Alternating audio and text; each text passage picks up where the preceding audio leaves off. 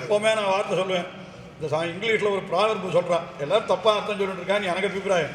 Man proposes God disposes அப்படின்றதுக்கு மனிதன் நினைத்தான் கடவுள் கெடுத்தான் அப்படின்னு தான் எல்லோரும் சொல்கிற அர்த்தம் அது. ஆனால் அதுக்கு உண்மையாக அது அர்த்தம் இல்லைன்னு என்னுடைய அபிப்பிராயம். என்ன காரணம்னா, இங்கிலீஷில் டிஸ்போஸ் அப்படின்ற வார்த்தைக்கு இன்றைக்கி டிக்ஷனரியில் அர்த்தம் எடுத்து பாருங்க. டிஸ்போஸ்னாக்கா டு கம்ப்ளீட்னு அர்த்தம் அதுக்கு. நீங்கள் எடுத்து கோவிலில் கோர்ட்டில் எல்லாம் கூட கேஸ் நடந்ததுன்னா டிஸ்போஸ்ட் ஆஃப் பண்ணுவான். டிஸ்போஸ்ட் ஆஃப்னா என்ன அர்த்தம்? தமிழ் எழுதிச்சு முடித்து வைக்கப்பட்டதுன்னு எழுதுவான். டிஸ்மிஸ்னா தள்ளுபடி பண்ணிட்டான்னு அர்த்தம்.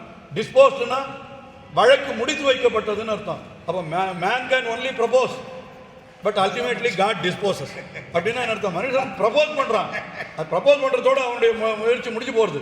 அதுக்கப்புறம் அது முடிச்சு வைக்கிறது யாருன்னா பகவான் தான். அதனால் மேன் ப்ரப்போசஸ் காட் டிஸ்போசஸ்னா மனிதன் முயற்சி செய்கிறான். முதல்ல வனத்திடற ஏரியா மன்னம் அப்படின்னு சொன்னார். அந்த மாதிரி நாம் காரியத்தை பண்ணினா அவர் கடைசியில் முடிச்சு வைக்கிறவன் பகவான்.